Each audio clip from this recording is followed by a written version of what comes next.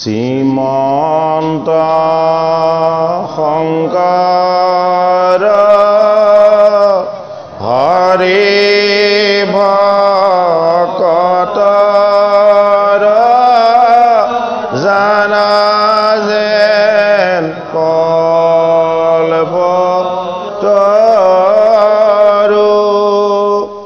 তাহান্ত বিনাই নাই নাই নাই আমাৰ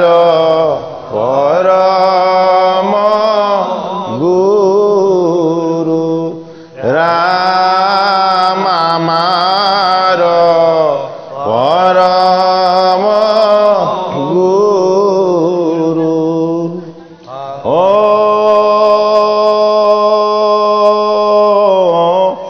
নমো ভগৱতে বাসুদেৱায়। ভাগৱত প্ৰসংগা। ভাৰত পুৰাণ আদি যত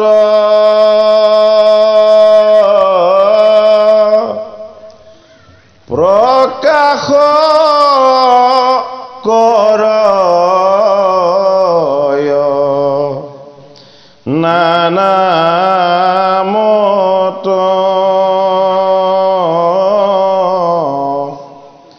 যত মহাজন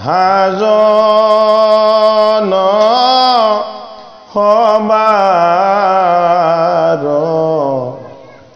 সভাময় ধত হে পৰম আনন্দ ৰসময় কোটি সূৰ্য সম প্ৰকাশয় হে মহাভাগৱত নোহন্ত যাবিবে কত হে মহাভাগৱত নোহন্ত যাবিবে কত।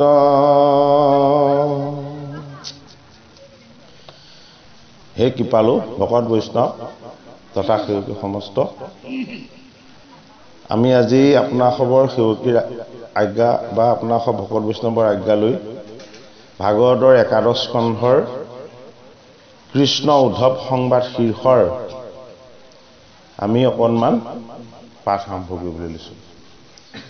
ত্ৰয়োদশ অধ্যায়। এহিমতে জৰা ব্যাধ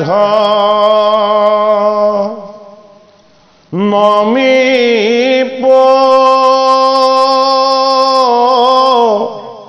ৰি মাথে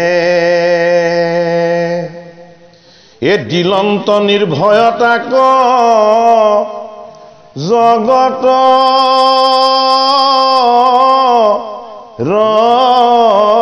ৰনাথে এই উঠ উঠ ব্যাধ ভয় নকৰ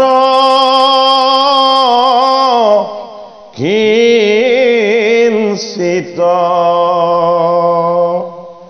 এ কৰিলি সাফল মোৰ মনৰ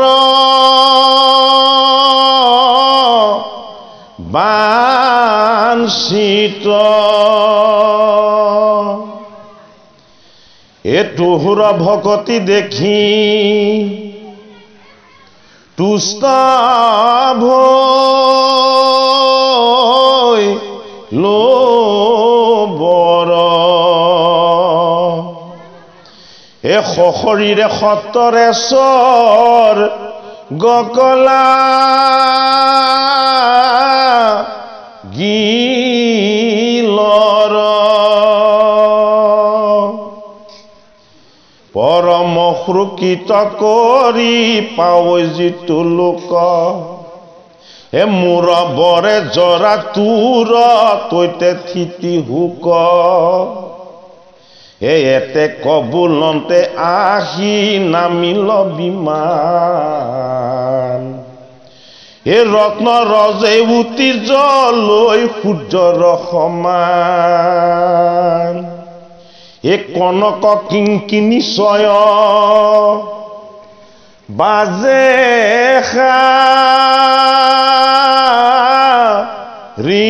ঋষাৰী কৰৈ নৃত্য গীত তাত যত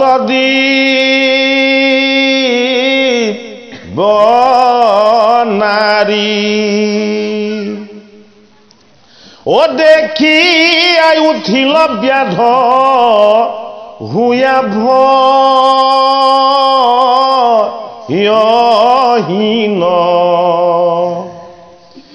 কৃষ্ণক কৰিলা তিনি বাৰ দক্ষিণ প্ৰণামিলা অনেক গত পৰি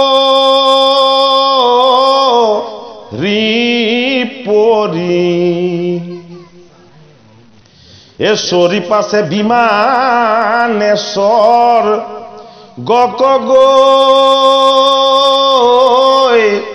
লালৰি শুক নিগদতি শুনি উকনি পবৰ যেন কথা ভৈল দৈত আতয় নন্তৰ কোটি সূৰ্য সমজলে চতুৰ্ভুজ কাই আচন্ত মাধৱ বসি ব্যাধক পঠাই শিশু অষষ্ঠত আউজিয়া জগন্নাথ মূৰ্তি ধৰি অষ্টশ বেদ মায়া চৈমাত মদনৰো দৰ্প হৰৈ ৰূপক আকলি শৰীৰৰ জ্যোতি পকা শীতব নস্থলী সেহি সময়ত আহি উধাব মহন্ত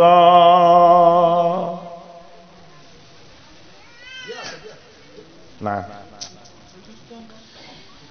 বিচাৰি ফুৰোঁতে মাধৱকদে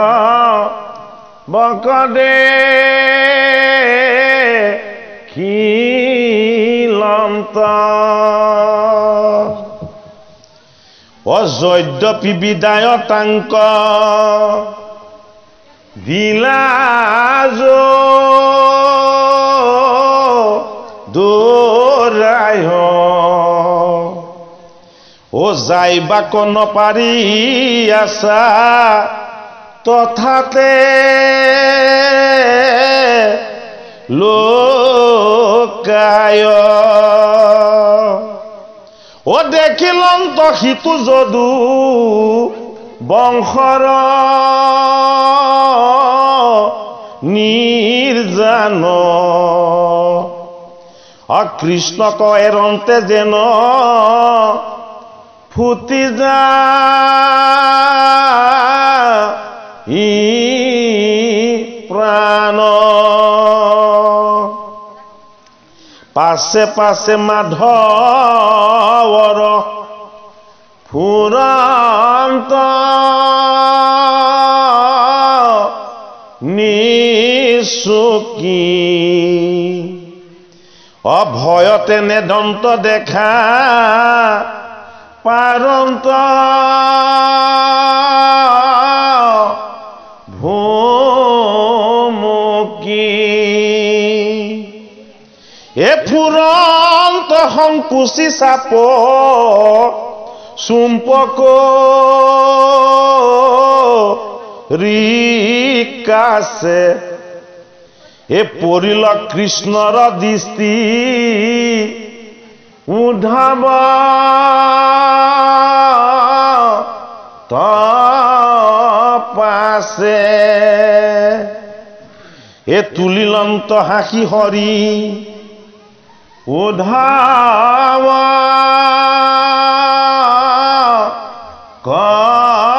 দেখি এ আশা আশা কিছু ভয় নকৰি বা সখী ভাগৱতৰ একাদশ স্কন্ধ ভগৱন্তৰ আনন্দময় ৰহস্য ভুকতিৰ ৰহস্য তত্ত্ব একাদশ স্কন্ধৰ গোটেই কথাখিনি হ'ল ৰহস্য তাৰ ৰহস্য মানেনো কি ৰহস্য মানে যিটো কোনেও নেজানে কোনেও নজনাটোক ৰহস্য বুলি কোৱা হয় একাদশৰ সমস্ত কথাই কোনেও নেজানে কোনে জানে যিজনে সকলো জানে যিজনৰ জন্ম নাই মৃত্যু নাই ব্যাধি নাই ক্ষয় নাই যিজন সৰ্বদা অক্ষয় অব্যয় সেইজন কোন সেইজন হ'ল প্ৰাণৰ কৃষ্ণ কৃষ্ণই জানে যিখিনি কথা বেলেগে কোনেও নেজানে সেইখিনি ৰহস্য কথা কৃষ্ণ সৰ্বজ্ঞ সৰ্বত্ৰ বিৰাজমান না জন্ম আছে না মৃত্যু আছে কৃষ্ণৰ কি আছে সদায় আনন্দ আছে সেইটো কাৰণে কৃষ্ণ সদায় ইফত ইফত হাঁহি থাকে এই যদুকুলৰ গোটেই প্ৰজাখিনিক প্ৰবাস তীৰ্থত নি যেতিয়া সমস্তখিনিক তেওঁ বাৰুণী খুৰাক খুৱাই উন্মত্ত কৰি মাতাল কৰি মাজতে কাজিয়া লগাই লগাই সকলোকে যেতিয়া বধ কৰিছে কৃষ্ণই সেয়া চাই খুব আনন্দ কৰিছে সমস্তখিনি নিজৰ বংশ পৰিয়াল ইষ্ট মিত্ৰ কুটুম্ব গোটেইখিনি ধ্বংস হৈ গৈ আছে মৃত্যু মুখলৈ গৈ আছে আৰু কৃষ্ণই যোগময় সাধনাৰে বহি ইখত ইখত হাঁহি সেই দৃশ্য চাই আছে শেষত দুজনমান আছেগে সেইকেইজনে কাজিয়া নকৰি এনে বহি আছিলে মাধুৰী বন লৈ ৰাম আৰু কৃষ্ণই মৰিয়াই মৰিয়াই সেইকেইজনক মাৰিছে কি কৰি মাৰিছে হাঁহি হাঁহি মাৰিছে হয়নে বাৰু তত্ত্বটোনো কি আমি কাৰোবাৰ গাত ভৰিটো লাগিলেও চক খাই উঠো কৃষ্ণ বুলি কওঁ হয়নে বাৰু গোসাঁয়ে নিজেই মাধুৰী বন লৈ নিজৰ বংশ পৰিয়ালবোৰকে মাৰিছে নহয়নে বাৰু তেওঁ যিটো কৰে সেইটো সত্য জগতৰ হৰিয়ে যিটো কৰে সেইটো সত্য যে এই জীৱবিলাকক মোৰ বৈকুণ্ঠ ধামৰ পৰা মই নিজে নমাই আনিছো মই এই জীৱবিলাকৰ পিতৃ আৰু মাতৃ মই এই মালিক মই এই জগতলৈ জীৱবিলাকক আনিছো মোৰ চৰণ সেৱা কৰিবলৈ মোক স্তুতি কৰিবলৈ মোক উপাসনা কৰিবলৈ মোৰ আৰু তেওঁৰ মাজত কোনো পাৰ্থক্য নাই এই কথা অনুভৱ কৰিবলৈ আৰু যি সেইটোকে নকৰি মই স্বৰূপ কৃষ্ণৰ পৰা পিঠি দি মোক কৃষ্ণক পিঠি দি বেলেগ আলডালত লাগি থাকিব মই তাৰ কাৰণে কাল দুখ হৈ যাওঁ মোৰ কোনো বংশ নাই মোৰ কোনো পৰিয়াল নাই মোৰ কোনো ইষ্ট নাই মোৰ কোনো মিত্ৰ নাই মই কি মই সকলোৰে পিতৃ মই সকলোৰে মাতৃ পৰম পিতা পৰমেশ্বৰ মোৰ দৃষ্টিয়ে হল অমৃত দৃষ্টি কাৰ ভগৱান কৃষ্ণৰ যি পিনে কৃষ্ণই চক্ষু দি দিব সেই পিনে বসন্ত হৈ যায় জড়বিলাক চৈতন্য হৈ যায় অসন্তবিলাক সন্ত হৈ যায় ভূত পেট ৰাক্ষস আৰু পিশাচবিলাক থিতাতে মুস্কত যায় এয়া কৃষ্ণৰ মহিমা এতিয়া ৰামচন্দ্ৰৰ চৰণত সেৱা কৰিবলৈ পোৱাটো সেই সময়ৰ তেতা যুগৰ সমস্ত জীৱৰে মহাভাগ্য যদি কোনোবাই ৰামৰ চৰণ দৰ্শন পালে সেই জীৱ শুদ্ধ পবিত্ৰ আৰু সেই জীৱ মুক্ত হৈ যায় দশৰথৰ গৃহত গৈ ৰাম জন্ম ললে ৰামক কোনেও চিনি নাপায় কিয় চিনি নাপায় তেওঁ সেইটো কপট বেশ কপট ৰূপ ধৰি আছে বোলে কি মই নৰৰ ৰূপত থাকিম কিন্তু মই নাৰায়ণ মোক চিনি নাপাব হয়নে জগতৰ হৰিয়ে ভাবিলে মই এই অন্যায়টো নকৰো বোলে কি মই যে ঈশ্বৰ মই যে মৰ্যাদাৰ তত্ত্ব এই কথাটো জীৱবিলাকে জানক বোলে কি জীৱবিলাকে যিটো বিচাৰে মই সেইটো নিবিচাৰো জীৱবিলাকে যিটো পাছত দৌৰে মই সেইটো ফালে পিঠি দিওঁ গোটেই অযোধ্যাতে মণ্ডপ তৰিছে তোৰণ বনাইছে ৰামচন্দ্ৰ জগতৰ হৰি বুলি নাজানে দশৰথৰ জ্যেষ্ঠ পুত্ৰ তেওঁ ৰাজ অভিষেক হ'ব যুৱৰাজ পাতিব তেওঁ অযোধ্যাৰ ৰজাৰ আসনত দশৰথৰ পাছত তেওঁ বহিব গোটেই অযোধ্যাখনকে গোটেইখন বসন্ত কৰি পেলাইছে ৰামে কৈছে মোক এইবোৰ নালাগে বোলে কিয় এইবোৰ মায়া এইবোৰ মায়া এই মায়াত মই বান খাব নিবিচাৰো কি কৰিলে মাতৃ কৈকেয়ীৰ যোগেদি দুটি বৰ লোৱালে বোলে ভৰত ৰজা হওক ৰামৰ বনবাস হওক মানে বাৰু সংসাৰ বনত বনবাস খাটিবলৈ আহিছে পৰমেশ্বৰ এইখন কি বন এই সংসাৰ বন ভৱ গহন বন মায়াৰ বন এই মায়াৰ বনত বনবাস খাটিবলৈ আহিছে ৰাম ক'ত আছে আমাৰ হৃদয়ত আছে যদি আমি এই ৰামৰ প্ৰতি মন আৰু লক্ষ্য এক কৰি দিওঁ ৰামৰ ভাতৃ হোৱাৰ যোগ্য হ'ব সেইটো কাৰণে লক্ষ্মণ লক্ষ্য আৰু মন ৰামৰ সেৱাত সেইটো কাৰণে লক্ষ্মণ যি শয়নে সপোনে জ্যেষ্ঠ ভাতৃ বুলি পিতৃ বুলি গুৰু বুলি ৰামকে সদায় ভগৱান জ্ঞান কৰে সেইজন ভৰত ৰামৰে ভাতৃ হয়নে বাৰু মাতৃয়ে বিচাৰিলে বৰ কি বুলি বোলে তোমাৰ বনবাস হ'ব লাগে মোৰ পুত্ৰ ভৰতৰ ৰাজ অভিষেক হ'ব লাগে গোটেই অযোধ্যাই কান্দিলে কিন্তু ৰামে হাঁহিলে বোলে কিয় মোৰ ভাতৃ যদি ৰজা হয় তাতকে আনন্দ কি আছে যদি মোৰ দায়িত্বটো তেওঁই পালন কৰে হয়নে বাৰু ভৰত মোমায়েকৰ ঘৰত আছিলে ৰামৰ বনবাসৰ সময়ত হয়নে নহয় ৰাম পৰমাত্মা ভৰত হল ভকতি পৰমাত্মা য'ত থাকে তাত ভকতি নাথাকে বোলে কিয়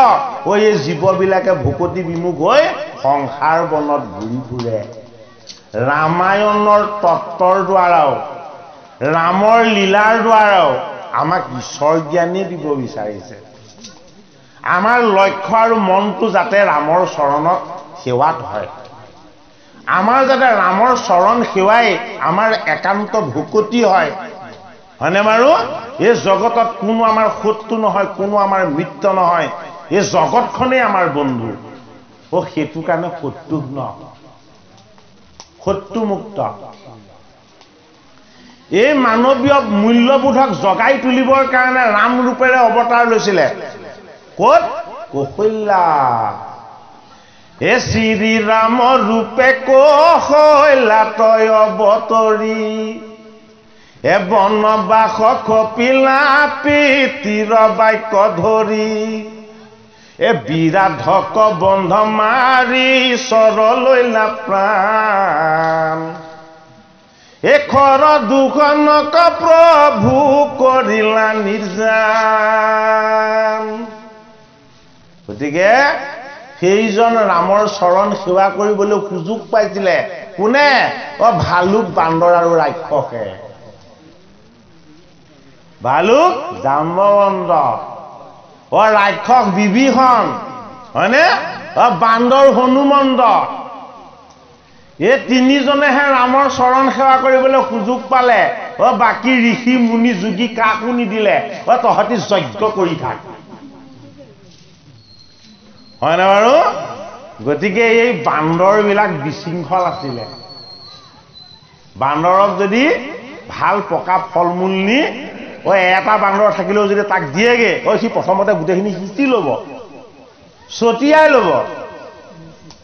হয়নে? তাৰ পাছতহে সি খাব। বান্দৰ মানেই বিশৃংখল, হয়নে নহয় বাৰু? আমাৰ শৃংখলা আছে জানো? ভালকে চকচোন চিন্তা কৰি। ভকতৰ সং পালে আমি ভাগৱতত ডুব যাম, বাউণ্ডেৰী পাৰ হলে আমি কাৰ লগত কি হৈ যাম তাৰ ঠিক নাই,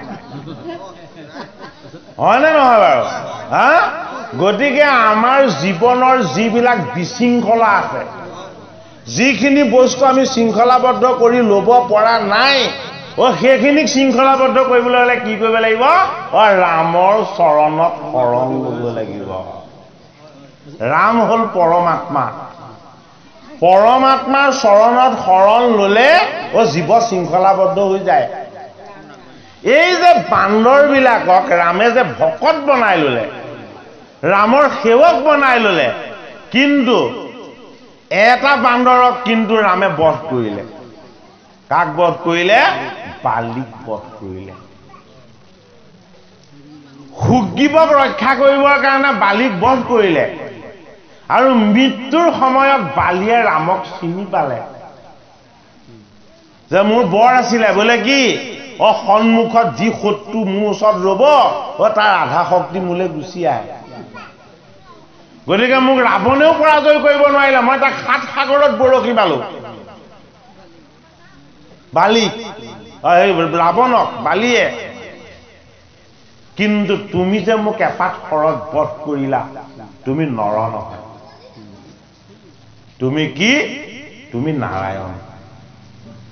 মই তোমাৰ চৰণ সেৱা কৰাৰ সুযোগ নাপালো, হয়নে? কিন্তু মোৰ পুত্ৰ অংগত এওঁক তোমাৰ চৰণৰ সেৱক কৰি ল'লা। সেৱক ৰামে কৰি নলয়, নিজে হ'ব লাগিব। বালিয়ে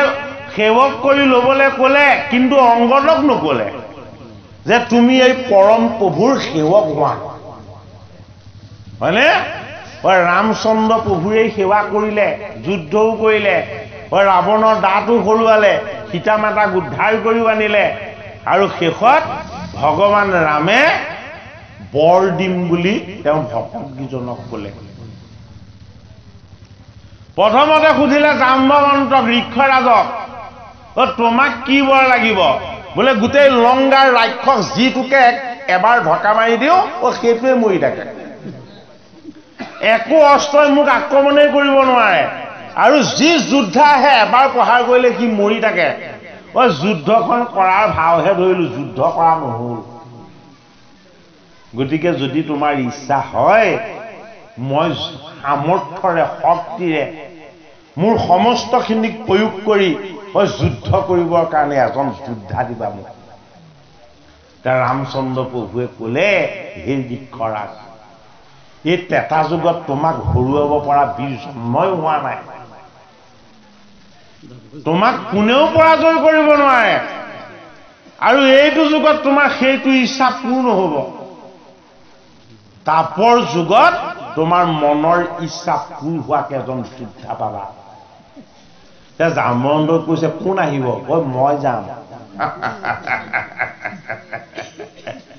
তোমাৰ সৈতে মইহে যুদ্ধ কৰিব পাৰিম, বেলেগে যুদ্ধ কৰিব নোৱাৰে। কৈছে, প্ৰভু এতিয়া মই কি কৰিম আপুনি অহালৈকে? বোলে তুমি মোৰ নাম জপ কৰি থাকা গতিকে গুহাত সোমাই জাম্বৱন্তই তেতা যুগৰ পৰা দাপৰ যুগলৈকে নাম জপ কৰি আছে ৰাম গ'ল সৰজু নদীত নিৰ্জান হৈ ভকত কিন্তু নগ'ল ভকতক কোনে ৰাখিলে ভগৱানে ৰাখিলে আৰু ভগৱানৰ নামে ৰাখিলে আচ্ছা বা কথা এষাৰ এই জাবন্তৰ কথা ওলাইছে কাৰণে মই মানে কথা ক'লোঁ মই এটা আলোচনা কৰোঁতে পালোঁ যে হেৰি এইটো কি তাৰমানে ভিত আৰু দাস এই বস্তু দুটাৰ ভিতৰত মানে পাৰ্থক্য কি পাৰ্থক্য আছে হয় ভিত আৰু দাসৰ মাজত পাৰ্থক্য আছে জাবন্তৰ ক্ষেত্ৰত মানে এই কথাটো মানে হয় হয় হয় দাসে ভিতৰে হ'ল দাস হ'ব নোৱাৰিলে সেই জনমত মানে গম পাইছেনে বাৰু দাসজন হৰিত বিকি হৈ যায় ভিত্তজন হৰিত অধীন হৈ থাকে সেইটো পাৰ্থক্য দাসজন হৰিত বিক্ৰয় হৈ যায় সেইটো কাৰণে দাসৰো দাসত আনৰ দাস বুলি কৈছে নহয় কিন্তু ভিত্তৰ অধীন কৰিব লাগিব এইটো মানে ভিত্ত কি হয় ভগৱানৰ অধীন হৈহে থাকে ভগৱানৰ বিকি হৈ নাযায় আপুনি বা সকলোৱে তত্ত্ব কথাটো ক'লে কিন্তু দশৰথৰ কথাটো দশৰথৰ তত্ত্বটো এৰি থৈ যোৱা হৈছে কৌশল্যা কৈকেয়ী আৰু সুমিত্ৰাৰ তত্ত্ব এৰি থৈ যোৱা হৈছে কৌশল্যা মানে দিব্য জ্ঞান কৈকেয়ী মানে শুদ্ধ কৰ্ম আৰু সুমিত্ৰা মানে সেৱা সমৰ্পণ ধৰ্ম এই তিনিটা ৰামৰ মাতৃৰূপ সেইটো কাৰণে দিব্য জ্ঞানতহে ৰামক পোৱা যায় সেইটো কাৰণে শ্ৰী ৰামৰ ৰূপে কৌশল্যাত অৱতৰি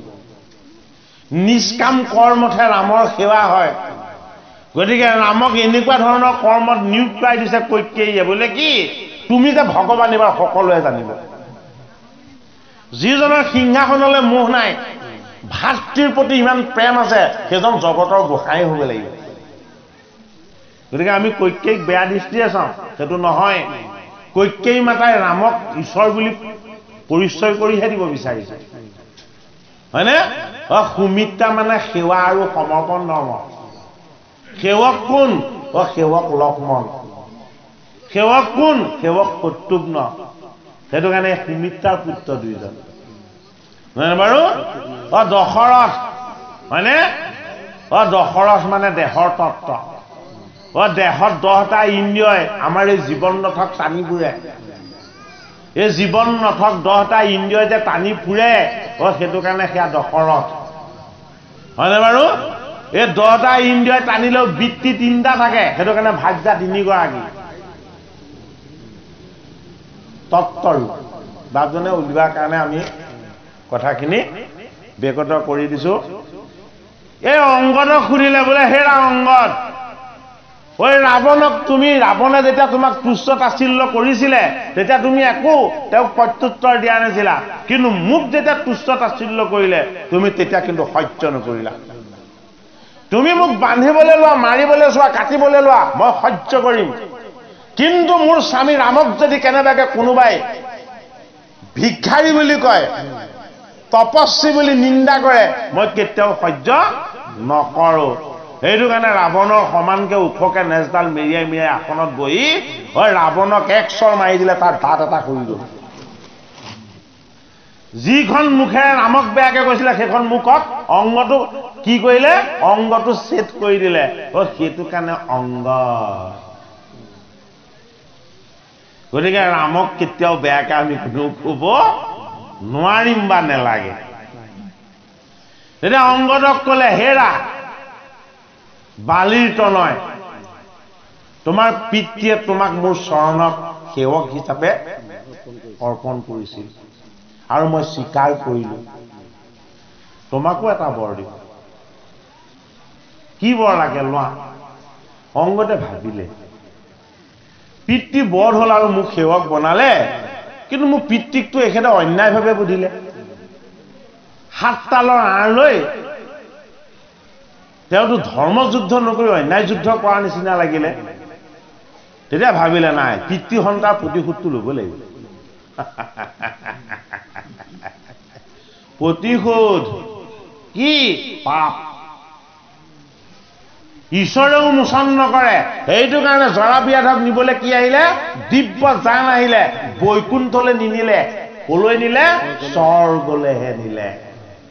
আকৌ আহিব এই মৰ্ত্যত জন্ম ল'বলৈ বৈকুণ্ঠলৈ গ'লেহে জন্ম নহ'ব হয়নে এই অংগনে ক'লে বোলে পিতৃ সন্তাক যাতে মই বধ কৰিব পাৰোঁ হয় ৰাম অন্তৰ্যামী জানেই ঠিক আছে মই তোমাক বৰ দিছো বোলে কি দাপৰ যুগত তুমি এজন ব্যাধ হৈ জন্ম ল'বা অংগদে তেতিয়া হুক হুককে কান্দিলে হে প্ৰভু কিয় ইমান কৰুণ বৰ দিলে বোলে কিয় এই জন্মত মই বান্দৰ আছিলো গছৰ ফল মূলহে খাই আছিলো সেই যুগত যদি মই ব্যাধ হওঁ মইতো জীৱ জন্তু বধ কৰি তাৰ মাংস খাম তেতিয়া ৰামচন্দ্ৰই হাঁহি পেলাই কৈছে তুমি অকল ব্যাধ নহবা তুমি জৰা ব্যাধ হবা কি ব্যাধ হবা জৰা ব্যাধ হবা তুমি বোলে কিয় তুমি একেদিনাখনেই মোৰ চৰণত তুমি ফল কেতিয়াও প্ৰহাৰ কৰিব নোৱাৰা তুমি প্ৰথম সৰু সৰু জন্তুবিলাকক বধ কৰিবলৈ অনুশীলন কৰিবা তাৰ পাছত চৰাই চিৰিকটিবিলাকক বধ কৰিবলৈ অনুশীলন কৰিবা তাৰ পাছত ডাঙৰ ডাঙৰ তুমি জন্তু বধ কৰিবলৈ অনুশীলন কৰিবা আৰু এটা সময়ত তেতিয়াহে তুমি মোৰ চৰণত ফল লগাব পাৰিবা গতিকে তুমি অনুশীলন কৰিব লাগিব অনুশীলন কৰিবৰ কাৰণে তোমাক ব্যাধৰ কুলত মই জন্ম হ'বলৈ বৰ দিছো গতিকে সেইজন অংগত দাপৰ যুগত জৰা ব্যাধ হৈ জন্ম ল'লে ভগৱানে বৰ দি থৈছে প্ৰভাস তীৰ্থত সকলো যদুকুলৰ প্ৰজাক তেওঁ বৈকুণ্ঠলৈ পঠিয়াই শিশু অস্বস্থ বৃক্ষত আউজি উদ্ধৱৰ লগত তেওঁ আলাপ কৰিব আৰু কি হ'ল এই বিৰিখত বহি তেওঁ আনন্দ মনেৰে উদ্ধৱলৈ বাট চাই থাকো দেই চৰণখন দুলি দুলি লৰাই আছে বিয়াতে ভাবিছে ইয়া পহুৰ কাণ হয়নে গোসাঁই চৰণ অৰুণ চৰণ মাতুল চৰণ পহুৰ কাণৰ নিচিনাকে জিলিকি আছে বুলি ভ্ৰমত ব্যাধৰ অব্যৰ্থ শৰ নিক্ষেপ কৰি দিলে আৰু গোসাঁই চৰণত লাগি গ'ল গোসাঁই কাতৰ হৈ চট ফটাইছে জৰা ব্যাধে দৌৰি আহি যেতিয়া দেখিলে যে জগতৰ গোসাঁইকেই মই শৰ নিক্ষেপ কৰিলো মোৰ কি বিলাই হ'ব মই এতিয়া কি কৰিম এই জগতৰ নাথই মোক জানো খুদাই এৰিব জৰা ব্যাধে কান্দি কান্দি বিলাপ কৰিলে হে প্ৰভু মোক ক্ষমা কৰি দিয়া মই তুমি বুলি শৰ মৰা নাই মই পহু বুলি শৰ মাৰিছিলো হয়নে কৃষ্ণই বুজাব বিচাৰিছে যে মোলৈকে শৰ মাৰা মই জীৱাত্মাৰ ৰূপত থকা এই জীৱ জন্তুবিলাকলৈ কেতিয়াও শৰ নামাৰিবা মোক হিংসা কৰিবলৈ একো বাকী নাথাকিব যদি তুমি জীৱক হিংসা কৰা এই শিক্ষাটো দিব বিচাৰিলে জীৱ হিংসাতকে ডাঙৰ পাপ নাই কৃষ্ণই সেই হিংসা যাতে কোনেও নকৰে তাৰো জ্ঞান ভাগৱতৰ একাদশ স্কন্ধত দিব বিচাৰিছে জৰা ব্যাধক ক'লে তোৰ ভুল নাই দুখ নাই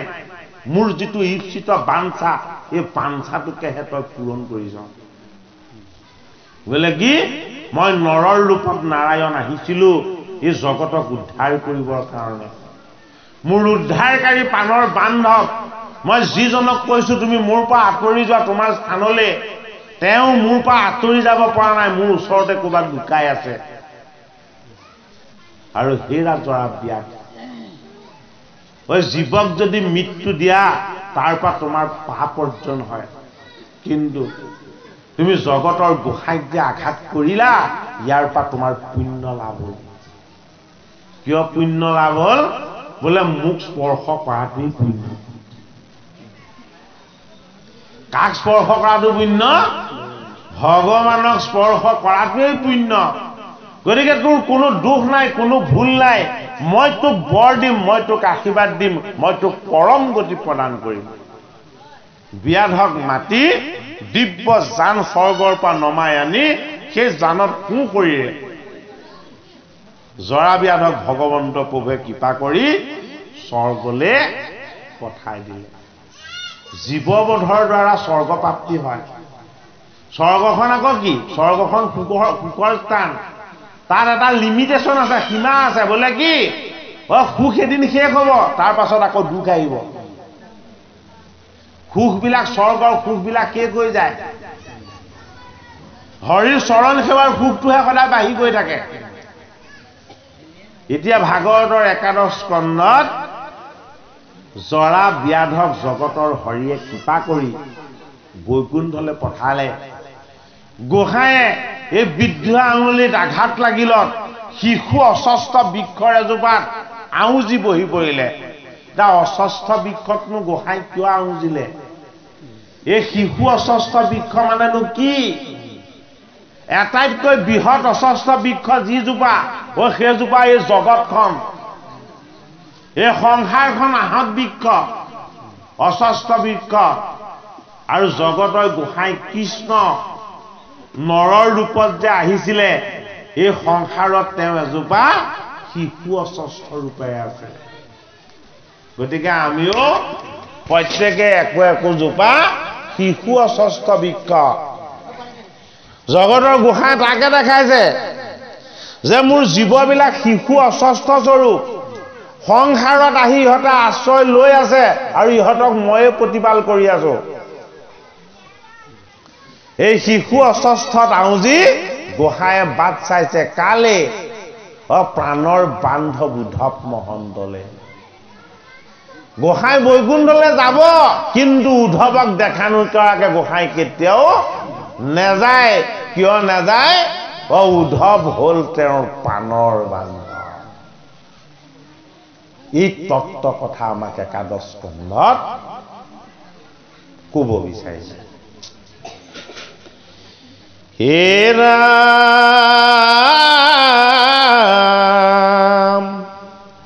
হে ফুৰন্ত সংকুচি চাপ চুম্প কৰি কাছে, হে পৰিল কৃষ্ণৰ দৃষ্টি হে উদ্ধৱত পাছে। ডাঙৰ কথা। কৃষ্ণ সকলো দেখি থাকে, কিন্তু বৈকুণ্ঠ পায়নৰ সময়ত অস্বস্থ বৃক্ষত আউজি গোসাঁয়ে যোগময় সাধনাৰে কেৱল এটা বস্তু চাব বিচাৰিছে। বোলে কি? মই এতিয়া মোৰ প্ৰাণৰ বান্ধৱ উদ্ধৱক চাব বিচাৰো। কি বুজালে? ভাগৱতৰ একাদশ স্কন্ধত কি বুজাইছে? ভগৱান নিষ্কাম, ভগৱান নিৰাকাৰ, ভগৱান নিৰ্গুণ, কিন্তু ভগৱানৰ এটা বিশেষ কৰোণা। ভগৱন্ত ভকতৰ প্ৰাণ। বৈকুণ্ঠলৈ তেওঁ গুচি যাব পাৰিলেহেঁতেন, কিন্তু কাক চাবৰ ইচ্ছা কৰিলে? উদ্ধৱক চাবৰ ইচ্ছা কৰিছে। কিয় উদ্ধৱক চাবৰ ইচ্ছা কৰিছে? ভগৱানেও ভকতক ভাল পায়। ভগৱানৰ ভগৱত প্ৰেমটো ভকতৰ লগতে আছে। সেইটো কাৰণে উদ্ধৱ মহন্ত হ'ল ভগৱন্তৰ প্ৰাণৰ বান্ধৱ। উদ্ধৱে এই জগতক ত্যাগ কৰিছে, সংসাৰক ত্যাগ কৰিছে, জগতৰ প্ৰতিটো বস্তুক ত্যাগ কৰিছে। উদ্ধৱ সদায় এটা বস্তুৰ পাছত ঘূৰি ফুৰিছে। সেইটো কি? সেইটো হ'ল কৃষ্ণ। 5 বছৰ বয়সৰ পৰা দ্বাৰকাধীশে উদ্ধৱ মহন্তক সদায় লগত ৰাখিছে, কিন্তু কৃষ্ণৰ ইমান ঐশ্বৰ্য বিভূতি আৰু সম্পত্তি উদ্ধৱে কোনোদিন একো বিচৰা নাই। কৃষ্ণৰ পৰা একো সম্পত্তি ভিক্ষা কৰা নাই। কৃষ্ণৰ পৰা সদায় এটাই ভিক্ষা কৰি আছিলে যে হে জগতৰ গোসাঁই, তুমি য'তেই থাকা মোক তোমাৰ চৰণত ৰাখিবা, তোমাৰ চৰণৰ সেৱক কৰি ৰাখিবা, আৰু তুমি মোক সদায় তোমাক স্মৰণ কৰাই ৰাখিবা। মোৰ যাতে সকলোতে কেৱল তোমাকেই স্মৰণ হৈ থাকে। উদ্ধৱে কৃষ্ণক স্মৰণ কৰে, আৰু কৃষ্ণয়ো আওপকীয়াকে বুজাই দিলে যে ময়ো তোমাকেই স্মৰণ কৰোঁ। গতিকে সপেম ভকতি হ'ব লাগিব সপেম ভকতি অবিহনে কৃষ্ণক কেতিয়াও পোৱা নেযাব এ তুলিলন্ত হাসি হৰি হে উদ্ধৱক দেখি হে আশা আশা কিছু ভয় হে নকৰিবা সখী উদ্ধৱক দেখি কৃষ্ণ মাতিছে আহা আহা সখী কিছু ভয় নকৰিবা মোৰ একো নহয় এই অস্ত্ৰই মোক আঘাত কৰিলো ইয়াৰ পীড়াই মোক স্পৰ্শ কৰিব নোৱাৰে এই পীড়াই মোক স্পৰ্শ কৰিব নোৱাৰে এই সকলোবোৰ মোৰ অধীন তা উদ্ধৱেনো কেনেকৈ বুজিব শেষত গোসাঁইক যেতিয়া ওচৰলৈ চাপি আহি কৃষ্ণই যেতিয়া কৃষ্ণ উদ্ধৱে যেতিয়া কৃষ্ণ কৃষ্ণ বুলি গোসাঁই চৰণত স্তুতি কৰিছে উদ্ধৱে ভাবিছিলে মই অকলেহে স্তুতি কৰিছো আৰু চকু মেলি চাই দেখিছে ও গোসাঁইক মূৰ্তিমন্ত হৈ অস্ত্ৰবিলাকেও স্তুতি কৰি আছে শংখ চক্ৰ গদা পদ্ম কৌস্তভ হয়নে এই সমস্ত বিলাকে গোসাঁইক উপাসনা কৰি আছে কৃষ্ণ কৃষ্ণ বুলি তেতিয়া উদ্ধৱ মহন্তৰ মনৰ সংশয় দূৰ হ'ল কি সংশয় দূৰ হ'ল বোলে মই উদ্ধৱ মহন্তই কৃষ্ণক উপাসনা কৰোঁ আৰু ভাল পাওঁ মই এইটো জানো কিন্তু এওঁৰ অস্ত্ৰ শস্ত্ৰবিলাকেও মূৰ্তিমন্ত হৈ এওঁক উপাসনা কৰে এইটো কিন্তু উদ্ধৱে জনা নাছিলে অঁতৰাই দিয়ক এই সিফালে নিয়ক একেবাৰে সিফালে নিয়ক নহ'লে ভাগত পাঠ কৰিব নোৱাৰি মাত বহি যাব আৰু অঁতৰাই নিয়কচোন আৰু অঁতৰাই এই গোসাঁই দুৱাৰমুখৰ ফালে দিয়ক গোসাঁয়ে লক্ষণ নহয় গোসাঁয়ে ল'লে আমি সকলোৱে নাপাম জানো আমি ল'লে কোনেও নাপায় কিন্তু তেওঁ ল'লে সকলোৱে পায়